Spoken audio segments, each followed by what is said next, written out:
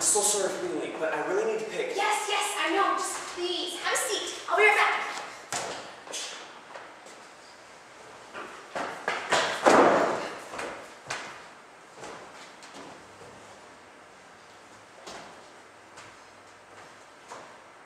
Shotgun.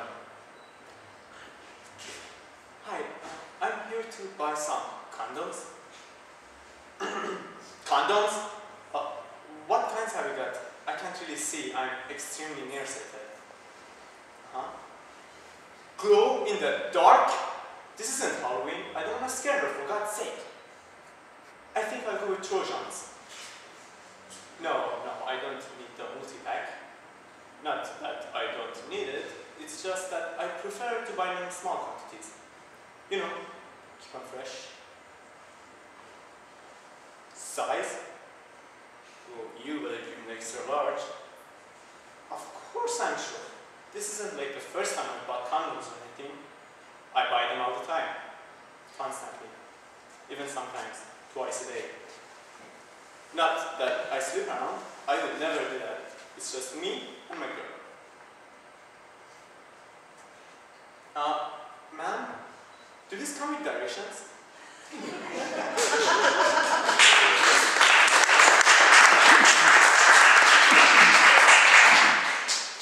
Well, that was weird.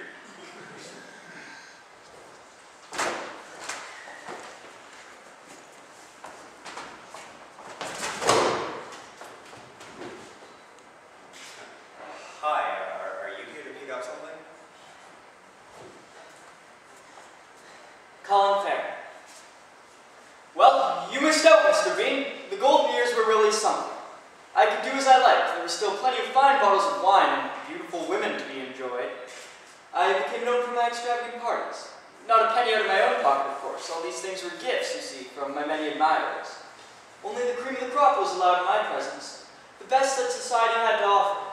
The brightest and most beautiful. Young gods and goddesses, all of them eager to please. They had eyes only for me.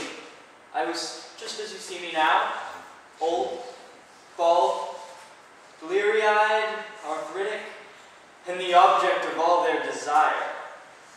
I had to beat some of them off with a stick. Well, Mr. Bean, I should have thought that you know of the violent passion for old men with plenty of money and no children. Nevertheless, I can assure you I took a great deal of satisfaction in my young lovers. They idolized me. They showered me with gifts, through parties. I had an almost godlike power over them. They couldn't deny me anything. That was a discovery that came in particularly handy with the ladies.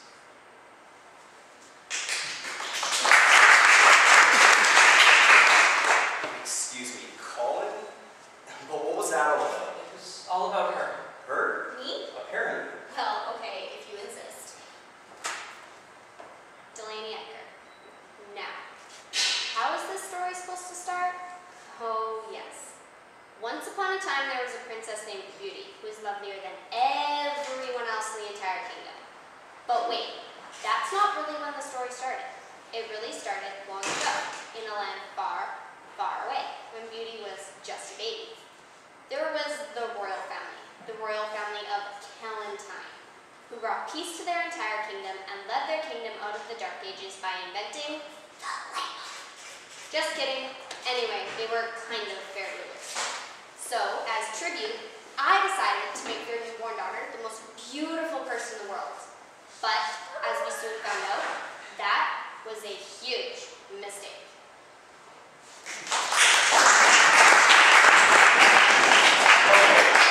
Am I being punked?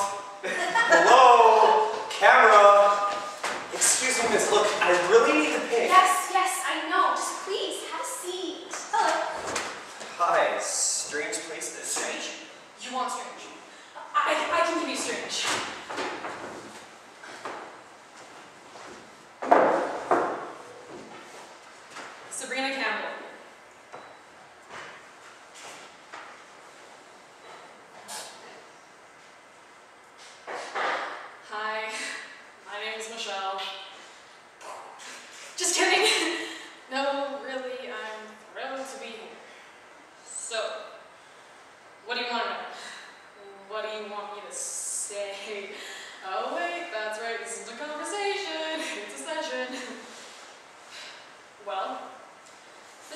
time to share with complete strangers how I feel. Well, I feel like talking about trees. How do you feel about them? Wait, please don't, let me. My fascination stems from this one tree. Stems. Rough crowd. Well, it's gigantic. It sits right outside my bedroom window. And sometimes I feel like it wants in. Wants into my perfect pink and white striped room. My room is perfect. Not because it's everything I want. It's just perfectly planned. The windows, the balloon shades, the walls, my stuffed animals. I have even more under my bed. I have this guilt about suffocating them. I feel it doesn't matter. They don't match. They really don't match. Well, it's not gonna fall now. I just figured it. Things never happen when you think are gonna happen. That's a relief. I feel like that's what's gonna happen in my movie. There'll be a thunderstorm with lightning, and my tree will explode. I can see myself splitting in half. I don't want the people that need to be there if I get squished. I'm over Bruce. No offense.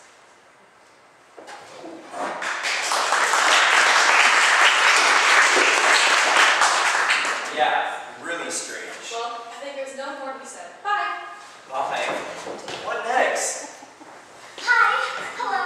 Oh, hi. Hi. I think I'm in the wrong place. I can almost guarantee you're in the wrong place. Guarantee I'm in the wrong place. Guarantee I'm in the wrong place. I'm in the wrong place. You're in the wrong place? You're in the wrong place. Wrong place. Wrong place. Was your granddad's name Sandy by any chance? Pardon? Never mind. Oh, what are you here for? The Pilates. Bless you. No, I'm here for Pilates. This is definitely the wrong place. Wrong place. Don't start that again. Sorry. How about this? Tiana Joe. This morning, a bird woke me up. It was a lark or a peacock, something like that. So I said hello, and then it vanished. Flew away the very moment I said hello. So, do you know what I did? I went to my mirror and I brushed my hair 200 times without stopping. And as I was brushing it, my hair turned mauve. No, honestly, mauve. Then red. Then some sort of a deep blue when the sun hit it. I am 16 years old, and every day something happens to me. I don't know what to make of it. When I get up in the morning and I get dressed, I can tell something's different. I like to touch my eyelids because they're never quite the same. Oh, I hug myself till my arms turn blue. Then I cry, and I cry till the tears come down and I can taste them. I love to taste my tears. I am special. I am special. Please, God, please don't let me be normal.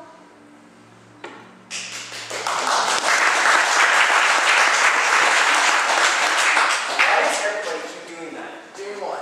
Telling me stuff. Why? Do you not like hearing this stuff? No, not really. So if I said, really kiss their eyes. Mom, I'm begging you. I'll do anything you ask. I'll clean my room every day for a year. I'll take out the trash and I'll complain. I'll even do my own laundry for God's sake. Just please don't make me go in that store with you. Please. Why? Why? You have to ask why? Mom, I can't go in that store with you. Anyone sees me, recognizes me or anything, I'm a dead man. Don't you understand that? Mom, they'll be talking about it for years. You're like, hey Stevie, I saw you picking up some pink panties with your mommy, or hey Stevie, I know you wore a thong. Mom, do you want me to be scarred for life? They'll announce at my high school graduation. You'll be like, Stevie Wallace, best Victoria's Secret's customer. You're not going in there more? You changed your mind? Oh my God, no, thank you, I really know what you want. You want to go in the Gap? Yeah, that's cool, I guess. Totally be seeing the Gap, but could you go in first, and then I come in a little bit later, just in case anyone I know sees me or anything. You get the picture, don't you, Mom?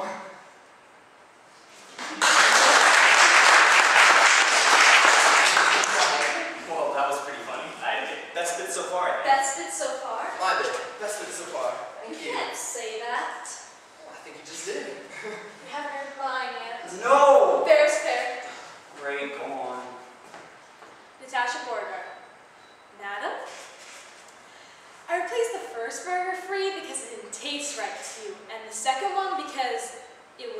burnt? Now you're telling me this one isn't cooked enough? You have got to be kidding me. Where do you think you are? This is McDonald's. We ain't serving no sirloin steak. $5.25 an hour, and I get to put up with the likes of you. I'll tell you what. Why don't you come back here, take my greasy apron and my stupid hat, and stand back here in 128 degrees, and cook your own burger until you're satisfied. Oh, and hey, don't forget, you gotta smile for all the customers while you're sweating to death. And the French fry boys are telling the bird jokes. No? Doesn't sound like a good old time to you? Well then, I highly suggest you take that burger back to your table, eat it, and think about how lucky you are I didn't shove an apple pie in your face. Have I made myself clear? Thank you. Have a nice day.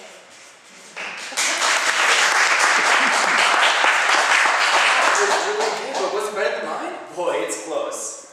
I'm sorry, but you two both have to come with me now. But I like these two. Sorry, company rules. Can't they stay a bit longer? No, but you can have these two. Hi. Here we go again. Oh, one of those, are you? What? Those. Yes, I think he is. Well, he won't last very long around here.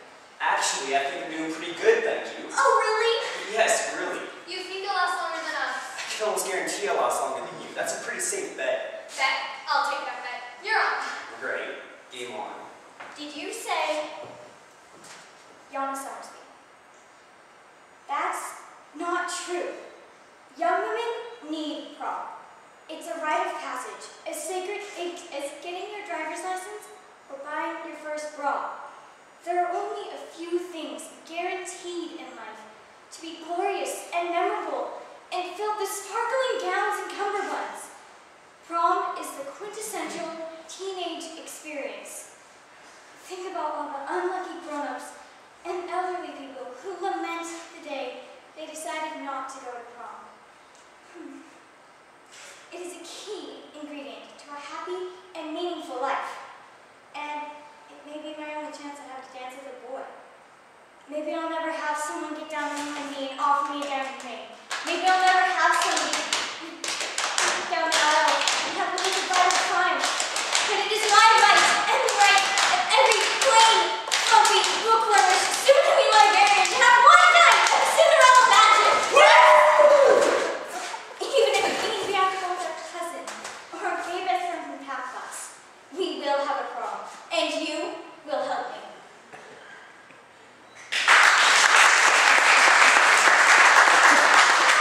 Miss. No, wait! I'm sorry. Company rules. Marn, you are good. It just slipped out. Wow, she didn't even see it coming. No. Bang. I'm better than her. I'm sorry, what did you say? Jessica Campbell. So, the day I turned 18, I kissed the folks goodbye, got on a trailer bus, and headed for the big bad apple because I wanted to be a rockhead. Now, let's get one thing straight. See, I had never heard of the red shoes. I'd never seen the red shoes, and I didn't give a fuck about the red shoes. But this girl from my hometown, Luella Heiner, had actually gone out and made it in New York City, and she was a rockhead. Well, she came home one Christmas for the holidays, and they threw her a parade. A goddamn parade. I twirled the baton for 2 hours in the rain. Unfortunately, though, she got knocked up over Christmas. Merry Christmas! And never came back to Radio City. That was my plan. New York. New York.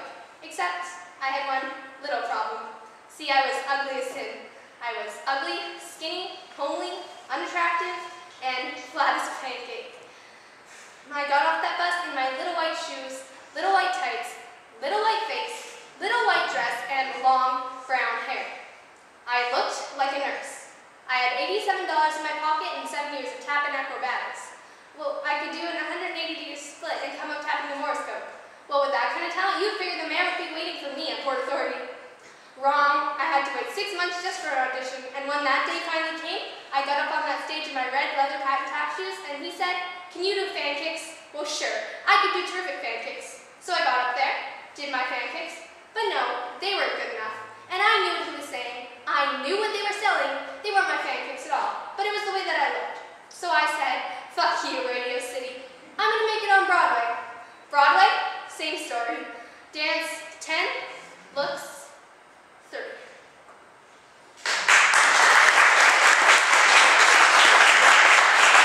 No how. Miss, got another one. No, it was him. Him? Really? Yes. Him. In that case, you're gonna have to come with me then. Really? No. I knew it was you. You gotta go.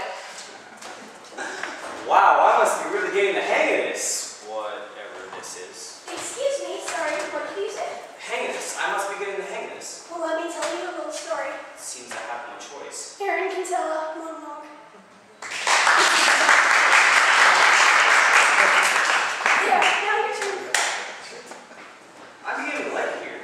You do, do you? Yes, everyone's so friendly. It's a shame they all have to leave so soon. I've heard about you. What about me? You're quite the legend. The stories you have heard. I have heard quite a few. You want to hear another? In fact, Lily Gillette. So suppose all you ever had for breakfast was onion rolls. Then one day in comes a bagel.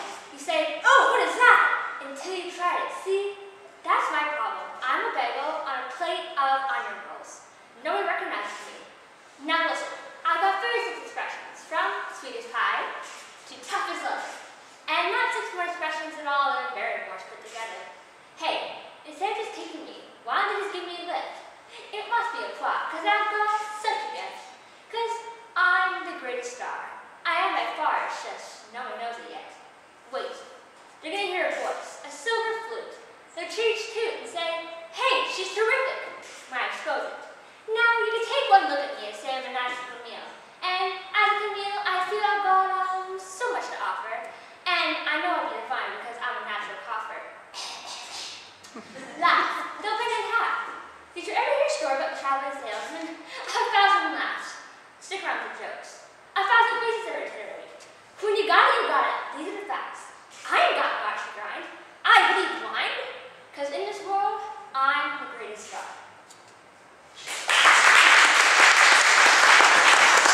No offense, just boosh. Wow, I am good, I must say.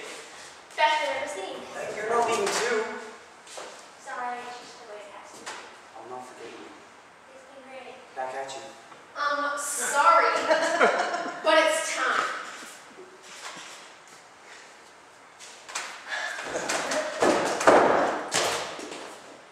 Wow, I am late. I have to go. Sean Sinclair. At exactly 6 o'clock tonight, I came home from work. My wife, Myra, was getting dressed for the party. I got a bottle of champagne from the refrigerator and headed upstairs. Rosetta, the cook, was in the kitchen with her son Romero.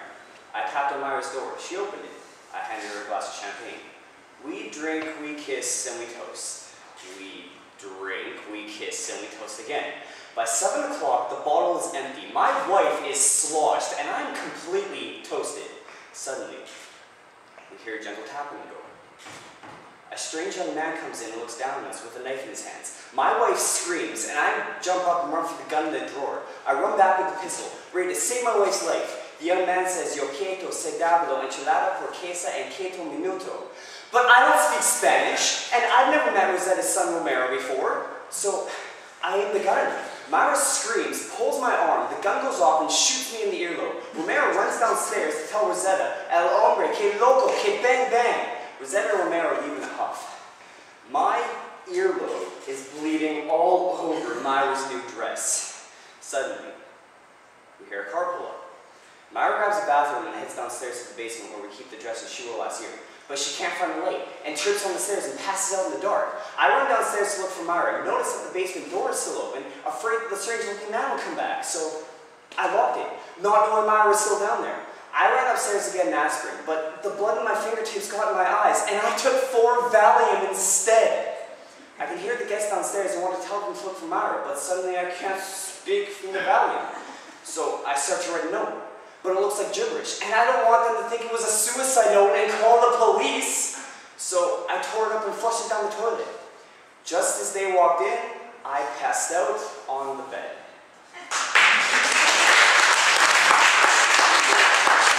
You can't go yet. Actually, I think I can. I think you should check the rules. But I've been trying to tell you. Robin Crawford. To my dear husband. Dear Chris. Dear Nick. Dear Saint Nick. Dear Mr. Claus. I am so sorry it has come to this. We've been married for over a dozen centuries, and yet somehow we've grown apart. Maybe it's the fact that you spend more time with your reindeer than you do with me, or that you don't feel complete unless you're down in your workshop, slave driving those poor little elves. The rest of the world sees you as unceasingly jolly, this great beacon of merriment. But they don't know the real Claus. Quiet, sullen, a workaholic who drinks too much eggnog? And what about that bowl full of jelly that you call a stomach? Maybe you should spend a little less time making a list and checking it twice, and a little more time on the treadmill. I'm sorry. I didn't mean to lash out. None of these things really matter. I mean, they're not why I'm leaving you. The truth is, I've met someone else. It doesn't matter who it is. All that matters is how I feel when we spend time together. Hiding Easter eggs and decorating chocolate rabbits. All that matters is that we're happy. And I hope that maybe you can find happiness too. Maybe with the Tooth Fairy. She's always had a thing for you. Goodbye, my husband. You have my blessing. I'm leaving this note next to some milk and some cookies for old time's sake. Farewell.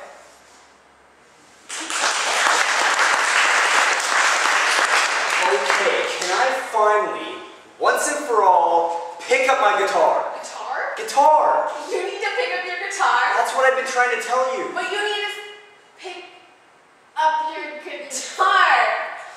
Oh. Hello? Oh, so you're not here to judge the next best thing contestants? No! Oh, that's in the other room.